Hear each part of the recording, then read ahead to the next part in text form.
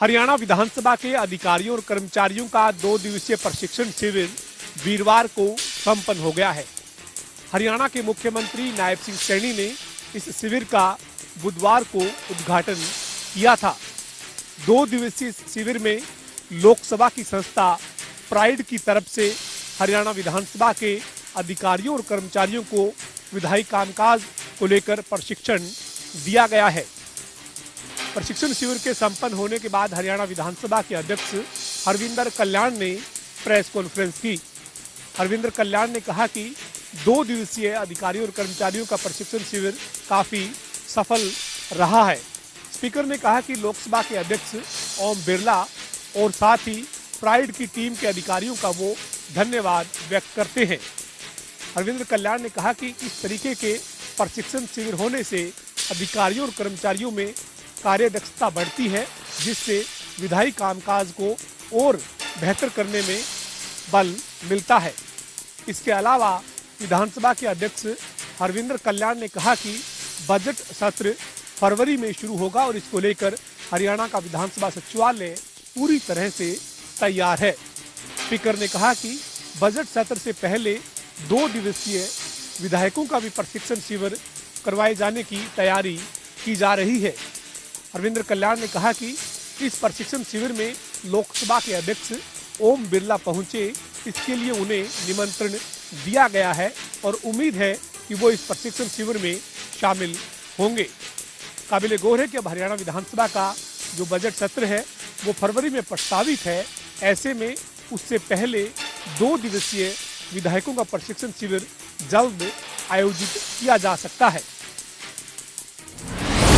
चीन में बढ़े एचएमपी वायरस के बाद कहीं ना कहीं अगर पूरे भारत की बात करें तो भारत के अंदर भी एक स्वास्थ्य विभाग ने एडवाइजरी जारी की गई है कि आप इससे जो वायरस से डरने की जरूरत नहीं है, इससे सिर्फ हिदायत ही बचने की जरूरत है। और इसके तहत कहीं ना कहीं जींद प्रशासन की बात करें, स्वास्थ्य विभाग की बात करें तो जींद जो स्वास्थ्य विभाग के डिप्टी सीएमओ डॉक्टर पलराम कटारिया ने आज एक कॉन्फ्रेंस के माध्यम से बताया कि जिस तरीके से वायरस चाइना के अंदर से फैला है और भारत के अंदर भी एंट्री कर चुका है, लेकिन कहीं ना कहीं ये जो वायरस है जो कोरोना वायरस, इसका कोई मैचिंग नहीं है और वो वायरस एक अलग था, ये जो वायरस है एक अलग है। लेकिन कहीं ना कहीं इसमें आम आदमी को हिदायत बरतने की जरूर सलाह दी गई है और कहा गया है कि जो छोटे बच्चे होते हैं और जो बूढ़े लोग होते हैं ये इसकी चपेट में ज़्यादातर आते हैं और इसको जो ज़्यादा असर होता है वो सर्दियों में ही दिखाई देता है। जहाँ तक बात करें लक्षणों की तो जिस तरीके से नाक बहना, आंखों में जलन होना या फिर खांसी और सांस लेने में परेशानी होना, तमाम आदि जो लक्षण हैं वो इस वायरस के दिखाई देते हैं। लेकिन कहीं ना कहीं आमजन को एक एडवाइजरी जारी की गई कि आप इस बीमारी से घबराए नहीं, सिर्फ हिदायत बरतने की जरूरत है और अगर कुछ आपको ऐसे लक्षण दिखाई देते हैं तो तुरंत प्राथमिक सहायता लेने का काम करें। जींद से जनता टीवी के लिए सुनील कुमार की रिपोर्ट। नई अनाज मंडी वीरवार की सुबह सीएम फ्लाइंग की टीम मंडी में चल रहे निर्माण कार्य की जांच करने पहुंची तो मंडी के आढ़तियों में हड़कंप मच गया कि सीएम फ्लाइंग की टीम किसी दुकान पर मंडी में जांच के लिए पहुंची है। लेकिन जब आढ़तियों को पता चला कि सीएम फ्लाइंग की टीम मंडी में चल रहे निर्माण कार्य की जांच करेगी, उसके बाद आढ़तियों ने राहत की सांस ली। सीएम फ्लाइंग की टीम ने संबंधित विभाग के अधिकारियों को बुलाया और उनसे पूछताछ की। उसके बाद पीडब्ल्यूडी विभाग के एसडीओ रविंद्र दत्ता और जेई को टेंडर से संबंधित बातचीत की। सीएम फ्लाइंग का कहना था कि टीम को सूचना मिली थी कि मंडी में जो निर्माण कार्य चल रहा है उसमें किसी प्रकार की धांधली हो रही है। इसी मामले को लेकर जब सीएम फ्लाइंग के डीएसपी सुनील कुमार से बात की तो उन्होंने बताया कि टीम ने टेंडर के अनुसार जांच करने के बाद जो खामियां मिली हैं उसकी कार्रवाई के लिए उच्च अधिकारियों को रिपोर्ट भेज दी है। टेंडर के अनुसार कार्य की जांच की गई है। 2 मुँहे सांप से कैंसर की दवाई बनाने के नाम पर लाखों रुपए की ठगी करने का एक मामला यमुनानगर में सामने आया है। इस संबंध में पुलिस को दी शिकायत में अशोक भाटिया नामक व्यक्ति ने पुलिस को बताया कि उसके साथ 35 लाख रुपए की ठगी की गई है। अशोक भाटिया ने बताया कि उसके पास कुछ दिन पहले उसका एक जानकार आता है और उसको झांसे में लेकर कहता है कि उसके कुछ चेक मुरसलीन नामक व्यक्ति के पास पड़े हैं और उसके पास एक सौदा है और अगर वह सौदा पूरा हो जाता है तो उसको काफी फायदा हो सकता है, लेकिन पैसे की कमी के कारण वो सौदा पूरा नहीं हो रहा। बता दें कि वो सौदा एक 2 मुँहे सांप का होता है, लेकिन इस बारे में अशोक भाटिया को बिल्कुल भी नहीं पता होता। अशोक भाटिया का कहना है कि उसने बैंक से लगभग 35 लाख रुपए निकालकर अपने दोस्त के साथ मुरसलीन नामक व्यक्ति को मिले और नाहन के पास जाकर उसको एक ऐसा बैग दिखाया गया जिसके अंदर एक सांप नुमा चीज थी। अशोक भाटिया ने कहा कि वहां 2 और व्यक्ति आए जो कि खुद को वैज्ञानिक बताते थे और उन्हीं वैज्ञानिकों ने कहा कि यह सौदा बिल्कुल ठीक है। और इसी मामले को लेकर जब अशोक भाटिया द्वारा पैसे दे दिए गए, जबकि यह भी अशोक भाटिया को कहा गया कि दूसरे व्यक्ति भी इसमें करोड़ों रुपया लगा रहे हैं और करोड़ों रुपए का सौदा है जो कि सस्ते में मिल रहा है, और 2 मुही सांप उनको सुपुर्द कर दिया गया। लेकिन बाद में पता चला कि वो सांप मरा हुआ था। अशोक भाटिया ने कहा कि इस संबंध में जब उसने मुरसलीन और अन्य व्यक्तियों से पूछा तो उन्होंने कहा कि उनको तो सौदा जिंदा दिया गया था, 2 मुही सांप जैसा भी था दिया गया था, लेकिन वह मरा हुआ निकला। और इस संबंध में उसने पुलिस को भी शिकायत दी कि उसको गुमराह किया गया और उसके साथ फ्रॉड किया गया। वहीं दूसरा मामला 1,92,00,000 रुपए के करीब का है जो कि खन्ना के रहने वाले गुरशरण के साथ हुआ। गुरशरण को भी इन्हीं लोगों ने झांसे में लिया और कहा कि तेरी बीवी को कैंसर है और इस सांप से कैंसर की दवाई बनेगी और करोड़ों रुपया चाहिए। इस व्यक्ति द्वारा लगभग 1,92,00,000 रुपया आरोपियों को दिया गया और उसके साथ भी कैंसर की दवाई बनाने के नाम पर बड़ी ठगी हुई है। इस संबंध में जहां गुरशरण ने जीरकपुर में मुकदमा दर्ज कराया है, वहीं अशोक भाटिया ने यमुनानगर में भी 35 लाख रुपए की ठगी का मुकदमा दर्ज करवाया है। गुरशरण ने बताया कि इन ठगों की जब जांच की गई तो पता चला इन्होंने कई लोगों के साथ बड़ी करोड़ों रुपए की 2 मुही सांप के नाम पर ही ठगी की है और लोगों को कहा जाता है कि कैंसर की दवाई बनाएंगे, और वहीं इनके ही कुछ गैंग के साथी जो कि खुद ही वैज्ञानिक बने हुए हैं और खुद ही पैसे का लालच देकर दूसरे व्यक्ति के साथ ठगी करते हैं।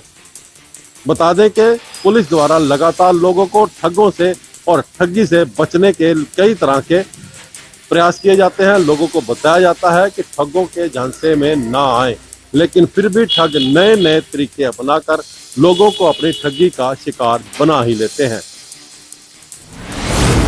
मुख्यमंत्री नायाब सिंह सैनी आज हिसार पहुंचे और हिसार के चौधरी चरण सिंह हरियाणा कृषि विश्वविद्यालय में 4 कार्यक्रमों में पहुंचे। पहले कार्यक्रम में जो मुख्यमंत्री ने यहाँ किसानों और जो वैज्ञानिकों से बातचीत की, क्योंकि अभी बजट घोषित करना है, तो ऐसे में जो प्रगतिशील किसान है उनसे बातचीत की और साथ ही साथ ये भी कहा गया कि आगे कैसे किसानों की आमदनी बढ़ाई जाए। तो ऐसे में उन्होंने स्पष्ट किया है, तो किसानों को लेकर ये एक गोष्ठी का आयोजन किया गया था। फिर इसके बाद यहीं HIU में स्थित है एग्रो टूरिज्म, जो एक काफी शानदार इसमें वो बनाई गई है, जो हरियाणवी संस्कृति है, प्राचीन संस्कृति है, क्योंकि फूलों से रहित है और साथ ही साथ जो इसकी जड़ी बूटियों के पौधे भी है। तो ऐसे में उनका भी अवलोकन किया मुख्यमंत्री ने, वहाँ अवलोकन किया और वहाँ जाकर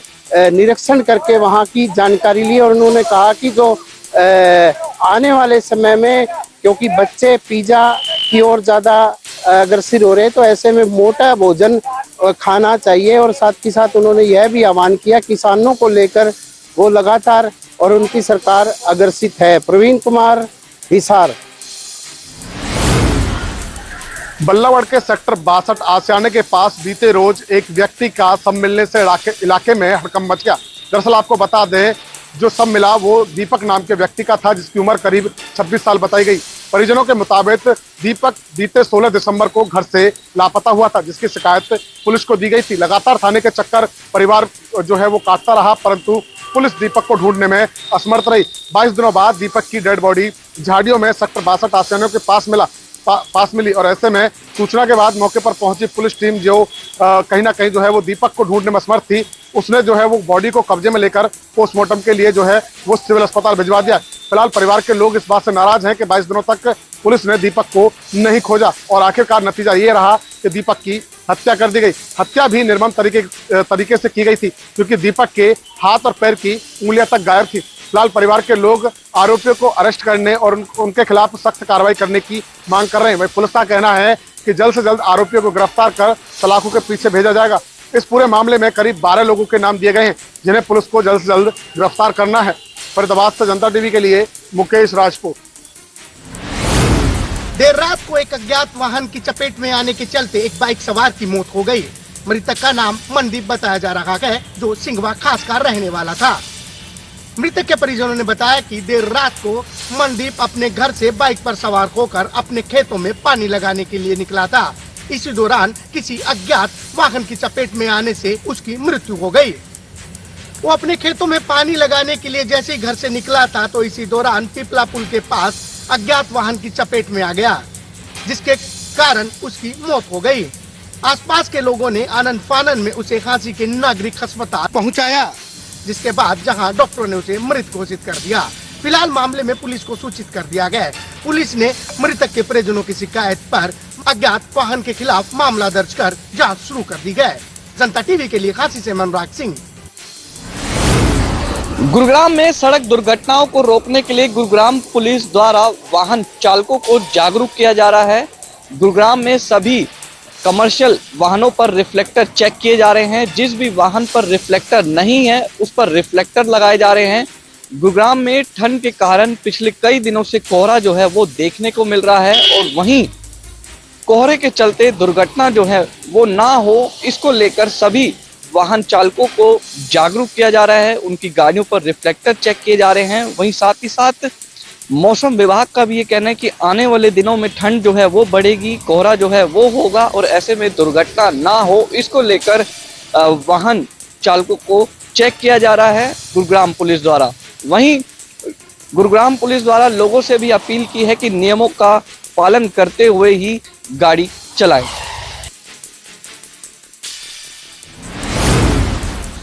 जनता टीवी में आपका स्वागत है। आज हम इस वक्त खड़े हैं रानिया शहर के नानोना मार्ग पर, जो कि नानो मार्ग पर सड़क का निर्माण शुरू हो चुका है।